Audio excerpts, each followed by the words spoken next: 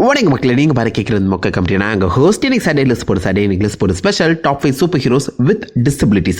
அதாவது physically சேலஞ்சான top 5 என்னுடைய favourite super heroes தான் இந்த இடத்துல வந்து லிஸ்ட் போட்டிருக்கேன். மற்றவங்களோட ஃபிசிக்கலி வித்தியாசமாக சேலஞ்சாக இருந்தாலும் தங்களுடைய குறைகளையே அவங்களுடைய நிறைகளாக மாற்றி பல சூப்பர் ஹீரோஸ் வந்து பார்த்தீங்கன்னா மார்வல் அண்ட் டிசியில் சுற்றிட்டு இருக்காங்க. ஸோ அதில் என்னுடைய பர்சனல் ஃபேவரட் தான் இந்த இடத்துல லிஸ்ட் போட்டிருக்கேன். உங்களுக்கு தனி ஃபேவரட்ஸ் கண்டிப்பாக இருக்கும். அந்த மாதிரி மைக்கில் காப்பாடுங்க. வீடியோ ஆரம்பிச்சிடலாம். நம்ம 5ல பார்பரா கார்டன், அதாவது ஆரக்கிள். இவங்களை நீங்கள் பேட் கேர்ல நிறைய இடத்துல பார்த்துருக்கலாம். கமிஷனர் கார்டனோட பொண்ணு. பட் ஒரு கட்டத்தில் அது முக்கியமாக கில்லிங் ஜோக்கர் அந்த ஸ்டோரியில் என்னப்போ நம்ம பேட்மேன் அண்ட் கமிஷனர் கார்டனை உடைக்கணும், அவங்கள மனசளவில் உடைச்சு லிட்டரலாக அவங்கள சைக்கோவா மாற்றணும், அவங்கள கோவத்தை வெளிப்படுத்தி மற்றவங்களை கொல்ல வைக்கணுங்கிற ஒரு தோற்றத்திலேயே இந்த பக்கம் நம்ம ஜோக்கர் பார்பரா கார்டனை முதுகுலேயே சுட்டிருப்பாரு. சுட்ட அந்த காரணத்தினால பார்பரா கார்டனோட அந்த முதுகு எலும்பு உடஞ்சு அவங்க நடக்க முடியாத பேரலைஸான ஒரு சுச்சுவேஷனுக்கு போயிருப்பாங்க. அதுக்கப்புறமும் ஜோக்கர் பார்பரா கார்டனுக்கு பல கொடுமைகள் பண்ணி இருந்தாலும் பார்பரா கார்டன் அதை தாண்டி வெளியில வந்து வீல் சேர்லேயே இருக்கிறதுமே தாண்டி லிட்டரலா நம்ம பேட்மேனோட ஒரு டெக்ஸை போட்டு அமைஞ்சிருப்பாங்க. பேட்மேனோட மூணாவது கண்ணா அவங்க தான் ஒர்க் பண்ணுவாங்க. ஐ மீன் பேட்மேனுக்கு தேவைப்படுற எல்லா சப்போர்ட்டையுமே இவங்க தான் கொடுப்பாங்க. ஃபீல்டுக்கே போகாம ஆல்மோஸ்ட் நிறைய டிடெக்டிவ் ஒர்க்ஸை இவங்க இருந்த இடத்துல பண்ணுவாங்க. அது ரொம்ப நல்லா இருக்கும். ஆரக்கிள்ங்கிற பேர்ல இந்த பக்கம் நம்ம பேட்மேனோட டெக் சப்போர்ட்டா பல இடங்கள்ல இந்த பேட்கேர்ள் ஹெல்ப் பண்ணியிருக்காங்க. அதுக்கப்புறம் இவங்களுடைய முதுகெலும்பு சரியாகி திரும்பவும் பேட்கேர்லா வந்து பார்த்தீங்கன்னா ரிட்டர்ன் ஆகியிருப்பாங்க. முதுகெலும்பு உடஞ்சிருந்தாலும் அந்த இடத்துல முடிஞ்ச அளவுக்கு நம்ம பேட்மேனுக்கு ஹெல்ப் பண்ண ட்ரை பண்ணது, காத்தம் சிட்டியை பாதுகாக்க ட்ரை பண்ணதுன்னு சொல்லி அவங்க பண்ண நிறைய சாகசங்கள் ரொம்ப நல்லா இருக்கும். ஆர்கம் நைட் கேம் யாராவது விளையாடி இருக்கீங்களா? விளையாடி இருந்த அந்த ஆரக்கிள் பத்தி உங்களுக்கு தெரிஞ்சிருக்கும்னு நினைக்கிறேன். செம இன்ட்ரெஸ்டிங்கான ஒரு ஸ்டோரி லைன். ஸோ நான் நம்ம 5ல போட்டிருக்கேன். அதை ஃபாலோ பண்ணி நம்ம 4ல இருக்கிறது 2 பேர். நம்ம வின்டர் சோல்ஜரும் கேபிள். டெட்பூல்ல பார்த்துருப்பீங்களா? கேபிள் தான். ஸோ இதில் நான் வந்து ஹை ப்ரையாரிட்டி கொடுக்குறது ஆப்வியஸாக வின்டர் சோல்ஜருக்கு தான். ஸோ வின்டர் சோல்ஜர் இந்த பக்கம் ஒரு மிஷனுக்கு போகும்போது தெரியாதனமாக ஹை ட்ராவலை கேப்சர் பண்ணப்படுவார். அந்த இடத்துல அவருக்கு நடந்த ஆக்சிடென்ட்டில் ஒரு கை உடஞ்சிருக்கும்.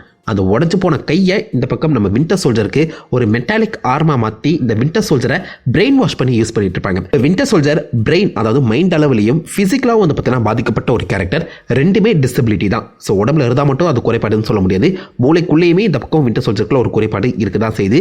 ஸோ அதை தாண்டி சில இடங்கள் வந்து பார்த்தீங்கன்னா வின்டர் சோல்ஜர் ஹெல்ப் பண்ணியிருக்காரு, சூப்பர் ஹீரோவும் வாழ்ந்திருக்காரு. இவர் என்னதான் வில்லனா பல இடங்களில் அப்பேர் ஆனாலும் அசாசினா காமிக்கப்பட்டிருந்தாலும் இவருடைய இந்த கேரக்டர் டிரான்ஸ்ஃபர்மேஷன் இவருக்கு கொடுத்த அந்த ரிடம்ஷன் காமிக்லேயுமே நல்லா இருக்கும். அதே சமயத்தில் மூவிலையுமே சூப்பரா அமைஞ்சிருக்கும். மூவிலையுமே இவளை சில இடங்களில் திரும்பவும் பிரெயின் வாஷ் பண்ணி யூஸ் பண்ணியிருப்பாங்க. ஃபால்கன் அண்ட் வின்டர் சோல்ஜர்ல கூட இந்த பக்கம் ஓப்பனாவே நம்ம வின்டர் சோல்ஜரோட அந்த கையை கழட்டி எடுத்து அப்புறம் அவரால் ஒண்ணுமே சண்டை போட முடியாத அளவுக்கு ஒரு சுச்சுவேஷன்ல ஷாக் ஆகி நிற்பார்ல. இந்த மாதிரி பல இடங்கள்ல அவருக்கு இந்த டிசபிலிட்டி கை கொடுக்காம போயிருந்தாலும் நோ பன் இன்டெண்டட் பல இடங்கள் அவருக்கு ஹெல்ப்பும் பண்ணியிருக்கேன். ஸோ அதனால அவரை நம்ம ஃபாலோ போட்டிருக்கேன். இதே இடத்துல நம்ம கேபிளுமே ஆட் பண்ணிக்கிறேன். ஏன்னா கேபிள் என்னதான் ஃபியூச்சர்ல இருந்து வந்திருந்தாலும் அவர் உடம்புல ஒரு விதமான டெக்னோ வைரஸ் இருக்கும். ஃபியூச்சர்ல ஆப்வியஸா நிறைய பேர் சைபாகா மாறி இருப்பாங்க. அவங்க உடம்புல தேவைப்படுற பார்ட்ஸ் வந்து பார்த்தீங்கன்னா ஆர்குமெண்ட் பண்ணியிருப்பாங்க. அப்படி இவருடைய கண்கள் கைகள் வந்து ஆர்குமெண்ட் பண்ணப்பட்டிருந்தாலும் ஒரு விதமான டெக்னோ வைரஸ் அவர் தொடர்ந்து இந்த மாதிரி உருமாற்றிக்கிட்டே இருக்கு. அவருடைய ஹியூமன் பார்ட்ஸை பல இடங்களை மிஷின் பார்ட்ஸா மாத்திட்டு இருக்க அந்த சமயத்தில் இதையுமே டிசபிலிட்டி கணக்கில் சேர்த்துக்கலாம். பட் அது அவங்களுடைய பிசிக்கல் பாடியாவே இருக்க அந்த சமயத்தில் நம்ம ஃபாலோ போட்டிருக்கேன். அதை ஃபாலோ பண்ணி நம்ம திரையில இருக்கிறது வின்டர் சோல்ஜர் கேபிள் சொல்லிட்டு அப்புறம் கண்டிப்பாக ஒரு சொல்லாமல் எப்படி இருக்க முடியும்?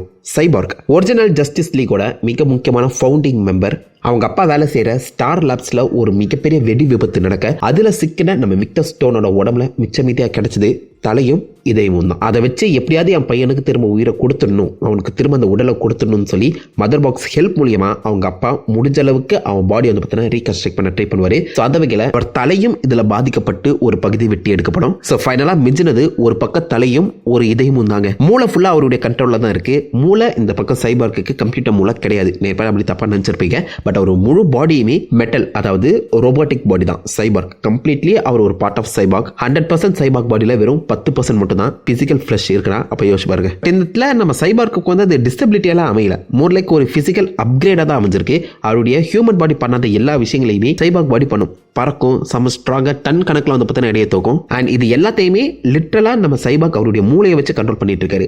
ஸோ இந்த இடத்துல அது டிசபிலிட்டியா நான் வந்து பார்க்கல. லிட்டரலா நம்ம சைபார்க்கு ஒரு பிசிக்கல் அப்கிரேட் கிடைச்சிருக்கு. எப்பவுமே அயன்மேன் ஆர்மர்ல இருக்க மாதிரி ஒரு அப்கிரேட் தான் அது.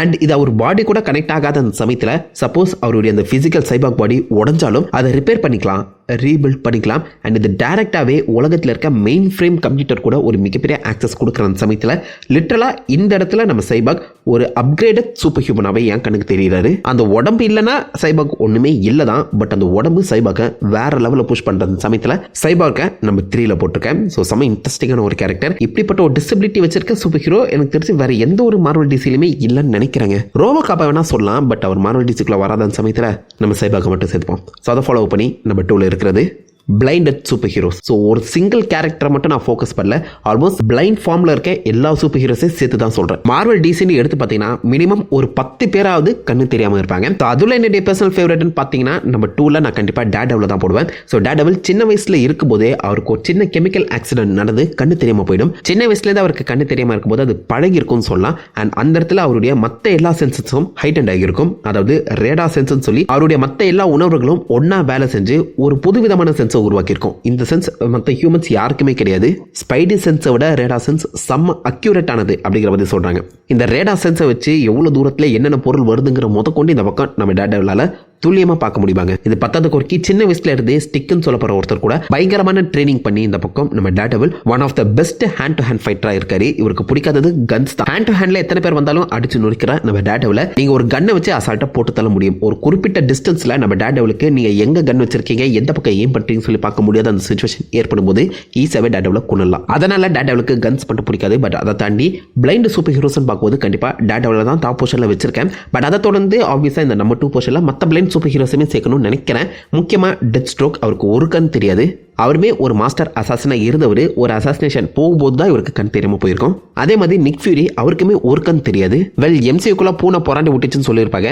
பட் உண்மையா காமிக்ல நீங்க பார்க்கும்போது அவருமே one of the master spy. ஒரு ஸ்பை மிஷன் போகும்போது தான் அவருக்கு கண் இல்லாம போயிருக்கும்.